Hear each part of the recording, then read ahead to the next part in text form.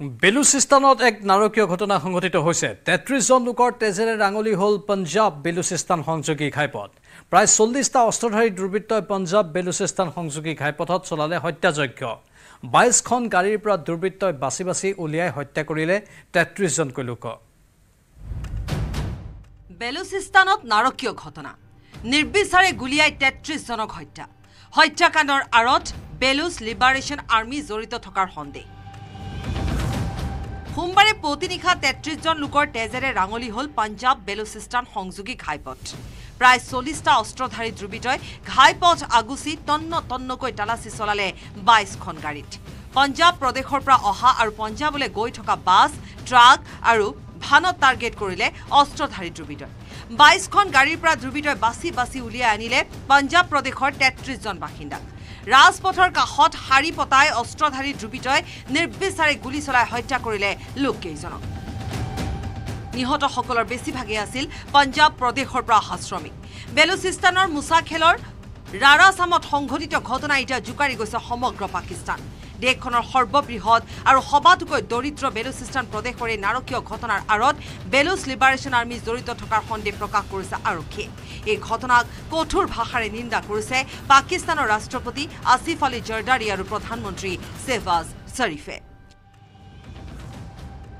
News desk report news 18 Assam north East ৰাজ্যত মিয়াখেদা অভিযানৰ সময়তে নুনমাটিৰ চুনচালিৰ চৰত বহিৰাগতৰ ঘৰত অগ্নিসংযোগ কৰিলে দুৰ্বৃত্তই নুনমাটি আৰক্ষী উপস্থিত হোৱাৰ সময়তে কেইবাটাও বাসগৃহত অগ্নিসংযোগ কৰি পলায়ন কৰে দুৰ্বৃত্তৰ দলটোৱে বহিৰাগতই খিলঞ্জীয়াৰ ওপৰত আক্ৰমণ চলোৱাৰ সময়তেই মহানগৰীৰ নুনমাটিৰ চুনচালিৰ চৰত বহিৰাগতৰ ঘৰত দুৰ্বৃত্তৰ কৰিলে অগ্নিসংযোগ ভাঙি দিলে কেইবাটাও ঘৰ মঙ্গলদৈৰ কুৰুৱাৰ ফালৰ পৰা নৈৰ মাজেৰে অৰ্ধশতাধিক লোক আহি নুনমাটিৰ চুনচালিৰ চৰত প্ৰৱেশ কৰি কেইবাটাও ঘৰ ভাঙি লণ্ডভণ্ড কৰাৰ অভিযোগ তুলিলে চৰটোৰ বাসিন্দাই আজি আহিছিল সিহঁতে ঘৰ চৰ কাটি দিলা ঘৰত জুই লগাই দিছে আৰু ইফালৰ পৰা পুলিচ আহিছে তেতিয়া ওলাই কিমান মান মানুহ আহিছিল মানুহ 40-50 জন আছিল ক'ৰ পৰা আহিছিল কুৰুৱা সাইডৰ পৰা আমি গম নাপাওঁ কি হ'ব কিহৰ কাৰণে তেওঁলোকে আহিছিল এই আগত কিবা কাজিয়া হৈছিল আৰু সেইটো কাৰণে আহি ঘৰ চৰ ভাঙিলা জ্বলাই আছে আনহাতে ঘটনাস্থলীত নুনমাটি আৰক্ষীৰ লোক উপস্থিত হোৱাৰ লগে লগে পলায়ন কৰে দুৰ্বৃত্তৰ দলটোৱে উল্লেখ্য যে চৰটোত পূৰ্বৰ পৰাই বিহাৰী সম্প্ৰদায়ৰ একাংশ লোকে বসবাস কৰি আহিছে যোৱা দুদিন পূৰ্বে মঙ্গলদৈত বহিৰাগতই খিলঞ্জীয়াক প্ৰহাৰ কৰাৰ ঘটনা সংঘটিত হৈছিল তাৰ পাছতেই মঙ্গলদৈৰ খিলঞ্জীয়া আক্ৰমণকাৰী পৰিয়াল এটাই নুনমাটিৰ চুনচালিৰ চৰৰ সমীপত আশ্ৰয় ল'বলৈ আহিছিল এই পৰিয়ালটোৱে আশ্ৰয় লোৱাক কেন্দ্ৰ কৰি শেহতীয়াকৈ সংঘটিত হৈছে বহুকেইটা বিক্ষিপ্ত ঘটনা Ajay Barman report news 18 Assam north east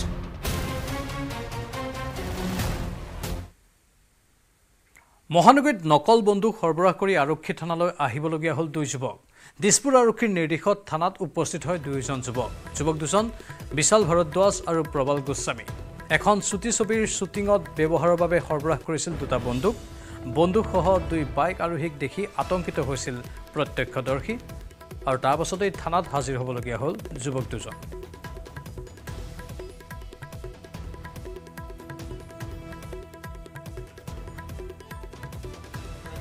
যুৱতী নহয় প্ৰথম কথা এজন যুৱক মোৰ বন্ধু এটা চুলি বান্ধা এতিয়া উপায় নাই খোপা বান্ধা আছিলে 2 নম্বৰ কথা সেইকেইটা আছিলে আপোনাৰ কমপ্লিটলি ডেমো ৰাইফল ইভেন ট্ৰিগাৰো চলাব নোৱাৰি সেইকেইটা যোৱাকালি ৰাতি আমাৰ শ্বুটিং আছিলে বেজিগুডাউনত এখন আহিব লগা এখন আপোনাৰ শ্বৰ্ট ফিল্ম আমাৰ তোমাৰ বাবে বুলি সেই তোমাৰ বাবে শ্বৰ্ট ফিল্মৰ শ্বুটিঙত এটা আমাৰ চিন আছিলে য'ত মাফিয়াৰ ৰাজৰ লগত মানে তেওঁ বন্ধুত্বটো ডিছকানেক্ট কৰে সেইখিনি টাইমত আমি ইউজ কৰি আছিলোঁ 2টা AK-56 আৰু এটা আই গেছ এইটো গ্লক 17 বুলি মডেল মানে মই অলপ চলপ পঢ়োঁ কাৰণে গম পাওঁ গ্লক 17 মডেলৰ এটা সৰু চাই পিষ্টল যিটো আপোনাৰ ৰাইফল এইটো লাইটাৰ থাকে আছে লাইটাৰ পিষ্টলৰ নিচিনা দেন আমি সেইটো শ্বুট খতম কৰিলোঁ পুৱাৰাতি 3:30 বজাত 4টা বজাত শ্বুট খতম কৰিছোঁ শ্বুট খতম কৰি মই আহিছোঁ 6 মাইলত মোৰ ঘৰ তাত থাকিলোঁ তাত থাকি ৰাতিপুৱা উঠি নাৰায়ণ দা বুলি আমাৰ যিজন ছেট ডিজাইনাৰ মই তেখেতৰ পৰা ৰেণ্টত আনিছিলোঁ তেখেতক মই ঘূৰাই দি থৈ আহিছোঁ ডেটছ ইট আমি নৰ্মেল আমি চবখিনি কথা পাতিছিলোঁ ইভেন আমি বিজিগুডাউনত যিজন মানুহ আছিলে তেখেতৰ লগত আমি কথা পাতিছিলোঁ তেখেতক কালি ৰাতি ফোনো কৰিছোঁ দাদা আমি শ্বুটিং কৰিব পাৰিম তেখেতে কৈছে শ্বুটিং কৰিব পাৰে কোনো প্ৰব্লেম নাই ইউটিউবৰ কাৰণেহে কৰিবা নে ডাঙৰ কিবা চিৰিজ আছে মই নাই ডাঙৰ লাইট নহয় আমাৰ সৰু কেইটামান লাইট লৈ আমি শ্বুট কৰিছোঁ ডেটছ ইট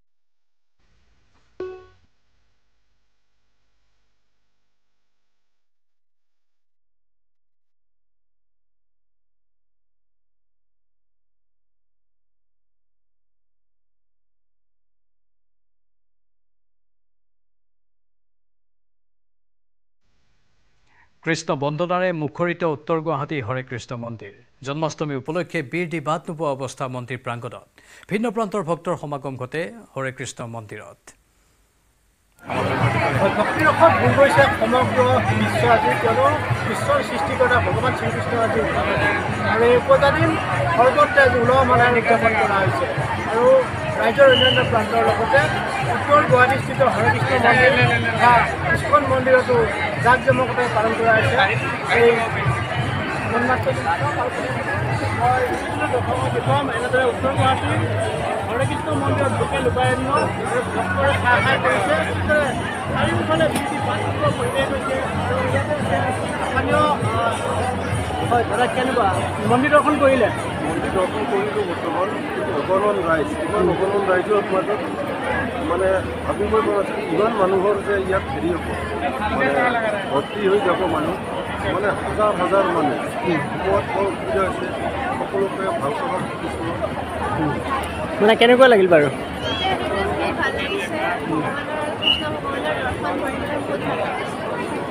আচলতে ভগৱন্তৰ যিহেতু উপজাতিৰ গতিকে প্ৰত্যেকে ভগৱন্তক আৰাধনা কৰিছে প্ৰত্যেকে প্ৰভুৰ ওচৰত আত্মনিবেদন কৰিছে আৰু আজিৰ দিনটো এনেদৰে উত্তৰ গুৱাহাটীস্থিত যি ইস্কন মন্দিৰ এনেদৰে মহল উঠিছে কি ক'ব क्या बताओगे आज कैसा महल हुआ अभी जन्माष्टमी का प्रोग्राम चल रहा है और ये कल से स्टार्ट हुआ है कल आज और कल रहेगा और बहुत भव्य प्रोग्राम है और हरे कृष्णा मंदिर आमीन गांव में बहुत भारी भीड़ हो रखी है भक्तों की बहुत श्रद्धालुओं की बहुत भीड़ हो रखी है और बहुत ही पवित्र ये जो कृष्ण जन्माष्टमी का है ये रात को 12-1 बजे तक चलेगा 1 बजे तक चलेगा और बहुत श्रद्धालु यहाँ पे आए हुए हैं अभी और इतनी भीड़ है कि यहाँ पाँव रखने भी जगह नहीं है अभी क्या प्रोग्राम चल रहा है अभी ऊपर अभिषेक का प्रोग्राम चल रहा है अभी भगवान का अभिषेक होगा और उसके बाद आरती कीर्तन होगा और उसके बाद रात को फिर कीर्तन होते रहेगा और जब भगवान का जन्म होगा तो उस टाइम में आपका पूरा भोग लगेगा और प्रसाद होगा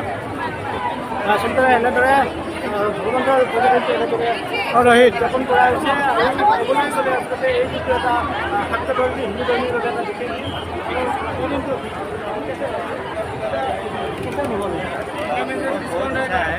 और बहुत ही खुशी का माहौल है ये जन्माष्टमी का प्रोग्राम चल रहा है और ये और हम चाहते हैं कि और लोग आए और भगवान का दर्शन करें और मन में प्रसन्नता हो और सभी को दर्शन करें और दर्शन का प्राप्त करें আচলতে এতিয়া অভিষেক চলি আছে প্ৰভুৰ অভিষেক আৰু আচলতে লাডু গোপালক এনেদৰে আৰাধনা কৰিছে সামগ্ৰিক নৈবেদ্য সৰহ পইচাৰে আচলতে পূজা অৰ্চনা কৰা হৈছে আৰু আচলতে ভগৱানৰ আচলতে যি ভক্তিৰস সেই ভক্তিৰসত সকলো ভুল কৰিছে আৰু ভক্তি বন্দনাৰ এই যি জোৱাৰ উঠিছে চৌদিশে কেৱল ভগৱন্তৰ নাম আৰু চৌদিশে এনেদৰে আচলতে প্ৰভু ইফালে জন্মাষ্টমী উপলক্ষে যোৰহাটৰ ঐতিহাসিক ঢেকীয়াখোৱা বৰনামঘৰত উপস্থিত হ'ল কংগ্ৰেছ সাংসদ গৌৰৱ গগৈ চাকি বন্তি শৰাই নৈবেদ্য আগবঢ়াই আঁঠু ল'লে ঢেকীয়াখোৱা নামঘৰত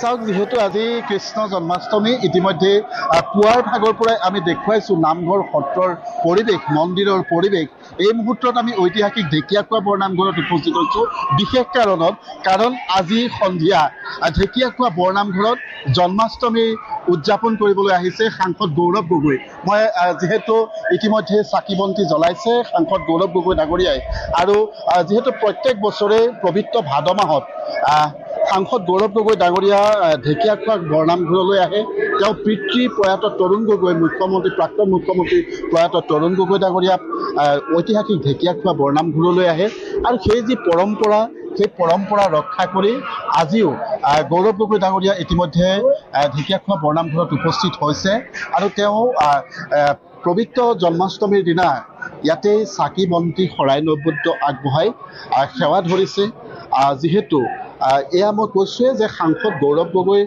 ডাঙৰীয়াই নহয় তেওঁ পিতৃ প্ৰয়াত তৰুণ গগৈ ডাঙৰীয়াও পবিত্ৰ ভাদ মাহত প্ৰতি বছৰে ঐতিহাসিক ঢেকীয়াখোৱা বৰনামঘৰলৈ প্ৰথম দিনটোতেই আহে আৰু সেই পৰম্পৰা গৌৰৱ গগৈ ডাঙৰীয়াই পালন কৰি আহিছে আমি প্ৰথমতে যিহেতু পবিত্ৰ আজি জন্মাষ্টমীৰ শুভেচ্ছা জনাইছোঁ আজি জন্মাষ্টমী সন্ধিয়া আজি ঐতিহাসিক ঢেকীয়াখোৱা বৰনামঘৰত প্ৰত্যেক বছৰে আহে পবিত্ৰ ভাদ মাহত এইবাৰ কিন্তু অলপ ব্যতিক্ৰম জন্মাষ্টমীৰ দিনা হয় আপোনালোকৰ কোৱাৰ দৰে প্ৰত্যেক বছৰ আমাৰ ঘৰৰ ভিতৰত এটা পৰম্পৰা যে ভাদ মাহত ঢেকীয়া খোৱা বৰ নামঘৰলৈ আহিবই লাগিব। এই পৰম্পৰা মোৰ প্ৰয়াত পিতৃ পালন কৰিছিল, মোৰ মাতৃ পালন কৰিছিল আৰু ময়ো কৰি গৈ আছোঁ। আৰু আজি আৰু এটা বিশেষভাৱে দিনটো গুৰুত্বপূৰ্ণ, যিহেতু আজি পবিত্ৰ জন্মাষ্টমী উপলক্ষে সকলোকে মই শুভেচ্ছা জ্ঞাপন কৰিছোঁ আৰু আশা কৰোঁ এই পবিত্ৰ ভাদ মাহত সকলোৱে ইয়াত আহি তেওঁলোকৰ মনৰ কামনা পূৰণ হওক আৰু তেওঁলোকৰ জীৱনৰ পৰা বিপদ আঁতৰত থাকক, এয়া কামনা কৰিবলৈ আজি ইয়াত আহিছোঁ।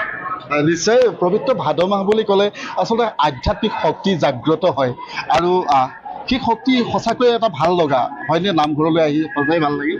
নিশ্চয়, নহ'লে আজিৰ তাৰিখত আধুনিক জীৱনত আমাৰ মনৰ ওপৰত যথেষ্ট হেঁচা, অৰ্থনৈতিক সমস্যা, ল'ৰা ছোৱালী ডাঙৰ কৰা সমস্যা, সমাজৰ ভিতৰত জলবায়ু পৰিৱৰ্তন লৈ সমস্যা, এই সমস্যাৰ লগত যুঁজিবলৈ এটা তাকত আমাক লাগে, এটা সক্ৰিয় চিন্তা লাগে, এটা পজিটিভ মাইণ্ড লাগে। আৰু সেইকাৰণে এনেকুৱা এটা পবিত্ৰ সময়ত ইয়াত আহিলে আমাৰ গাত আকৌ জোৰ আহে, আমি নিজৰ মনটো অলপ ঠাণ্ডা কৰিবলৈ এটা সুবিধা এটা পাওঁ আৰু আমাৰ মানৱীয়তা চিন্তাধাৰা আকৌ আমি মনত পেলাই সমাজৰ ভিতৰত এজন আদৰ্শ নাগৰিক হ'বলৈ যে আমাৰ কৰ্তব্য, এই কৰ্তব্য আমি স্মৰণ কৰোঁ। ৰাজধানী দিল্লীৰ ৰাজপথত উদণ্ড ট্ৰাক চালকৰ উদ্ভণ্ডালি। তীব্ৰবেগী ট্ৰাকে মহতিয়াই নিলে ডিভাইডাৰত শুই থকা 5জন লোকক। এই ভয়ংকৰ দুৰ্ঘটনাটোত থিতাতে প্ৰাণ গ'ল 3জনৰ। হস্পিটেলত মৃত্যুৰে যুঁজিছে গুৰুতৰভাৱে আহত 2জনে। তীব্ৰবেগী ট্ৰাক চালকৰ ভয়ংকৰ কাণ্ড। ট্ৰাকে মহতিয়াই নিলে ডিভাইডাৰত শুই থকা 5জন লোক। ঘটনাস্থলীতে 3জনৰ মৃত্যু, গুৰুতৰভাৱে আহত 2জন চিকিৎসাধীন। উত্তৰ পূব দিল্লীৰ শাস্ত্ৰী পাৰ্কৰ ঘটনা। সোমবাৰে পুৱতি নিশা চিলামপুৰৰ দিশৰ পৰা আহি থকা তীব্ৰবেগী ট্ৰাকে মহতিয়াই নিলে শাস্ত্ৰী পাৰ্কৰ ডিভাইডাৰত শুই থকা 5জন লোকক। দুখন কাপোৰ পাৰি এনেদৰে শুই থকা ভাগে কৰুণ মৃত্যুক সাৱটি ল'লে 3জনকৈ লোকে। বিপৰীতে জগ প্ৰৱেশ হাস্পতালত মৃত্যুৰে যুঁজিছে গুৰুতৰভাৱে আহত আন 2জন। পুৱতি নিশা 4:56 কণ্ট্ৰল ৰুমলৈ কোনো লোকে খবৰ দিয়াৰ পাছৰে পৰা হিট এণ্ড ৰানৰ ঘটনাত জড়িত হৈ পৰিছে শাস্ত্ৰী নগৰ আৰক্ষী। ইতিমধ্যে 281, 106, 125 এই ধাৰাত নিজাববীয়া গোচৰ ৰুজু কৰি দুৰ্ঘটনাৰ পাছতে ট্ৰাক এৰি পলোৱা চালকৰ সন্ধানত অভিযান আৰম্ভ কৰিছে শাস্ত্ৰী নগৰ আৰক্ষীয়ে। News desk report, news 18 Assam north East. বিছনাখনেই একমাত্ৰ সম্বল। স্বামীৰ আলপৈচান ধৰি অৱশেষত পত্নীও হৈ পৰিল শয্যাগত। তিতাবৰ মেৰাপানীৰ এহাল বৃদ্ধ দম্পতীৰ দুখৰ কাহিনী শুনিলে চকুলো নিগৰিব আপোনাৰো। উপায়ন্তৰ হৈ পৰিয়ালটোৱে বিচাৰিছে মুখ্যমন্ত্ৰীৰ পৰা আৰ্থিক সহায়।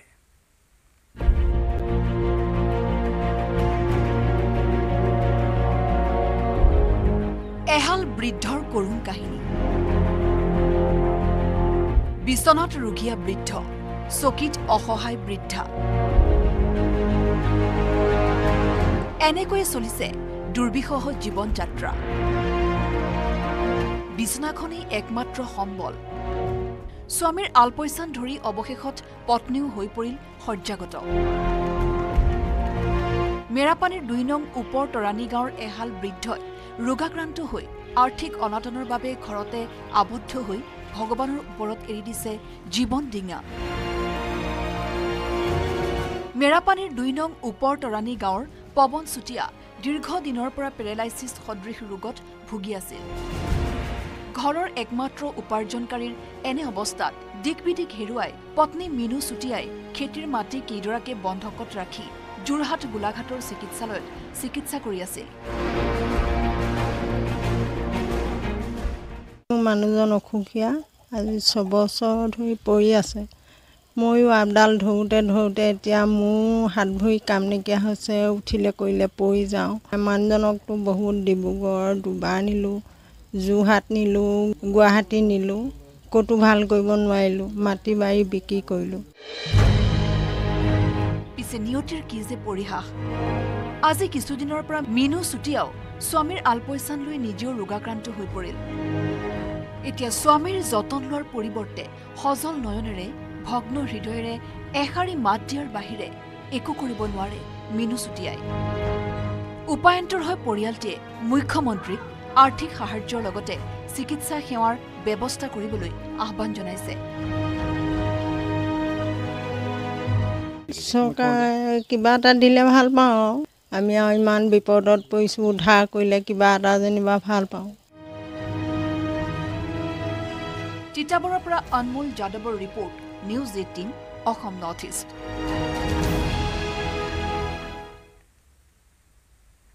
গুৱাহাটীত পুনৰ অনুষ্ঠিত হ'ব দেশৰ ক্ৰীড়াৰ সৰ্বশ্ৰেষ্ঠ মহাযুদ্ধ ৰাষ্ট্ৰীয় ক্ৰীড়া। ৰাষ্ট্ৰীয় ক্ৰীড়াৰ বাবে চৰকাৰে উন্নত কৰিব গুৱাহাটীৰ ক্ৰীড়াৰ আন্তঃগাঁথনি। নতুনকৈ গেমছ ভিলেজ নিৰ্মাণ কৰাৰ লগতে নৰূপত গুৱাহাটীত নিৰ্মাণ হ'ব ষ্টেডিয়াম। ৰাষ্ট্ৰীয় ক্ৰীড়া 2026-27 আকৌ ৰাষ্ট্ৰীয় ক্ৰীড়া অনুষ্ঠিত কৰিব গুৱাহাটীয়ে। ৰাষ্ট্ৰীয় ক্ৰীড়াৰ বাবে চৰকাৰে উন্নত কৰিব গুৱাহাটীৰ আন্তঃগাঁথনি। নতুনকৈ নিৰ্মাণ কৰিব গেমছ ভিলেজ। নৰূপত গুৱাহাটীত নিৰ্মাণ হ'ব ষ্টেডিয়াম। এইখন হ'ল সৰু সজাইৰ চিন্থেটিক ট্ৰেক। উৱলি যোৱা চিন্থেটিক ট্ৰেক নতুনকৈ বহুৱাব চৰকাৰে। উল্লেখযোগ্য যে এই ট্ৰেকতে দৌৰি জগত জিনিছিল হিমা দাসৰ লগতে আন বহুজনে। নীৰজ চোপ্ৰা, আৰ্ছাদ নাদিম, অঞ্জু ববি জৰ্জ, সুশান্তিকাৰ দৰে তাৰকা খেলুৱৈৰ স্পৰ্শ পৰিছিল এইখন ষ্টেডিয়ামত। গতিকে এই সৰু সজাই ট্ৰেকৰ যথেষ্ট গৰিমা আছে। সেই ট্ৰেকখন পুনৰ নতুনকৈ নিৰ্মাণ কৰিব বুলি আমি সকলোৱে আশা প্ৰকাশ কৰিছোঁ। সৰু সজাই ষ্টেডিয়ামখনক লৈ আশাবাদী SLAC সদস্য সচিব গীতাৰ্থ গোস্বামী। গীতাৰ্থ গোস্বামীৰ মতে মুখ্যমন্ত্ৰীয়ে 2 বছৰৰ ভিতৰত গুৱাহাটীত বহুতো আন্তঃগাঁথনি নিৰ্মাণ কৰিব।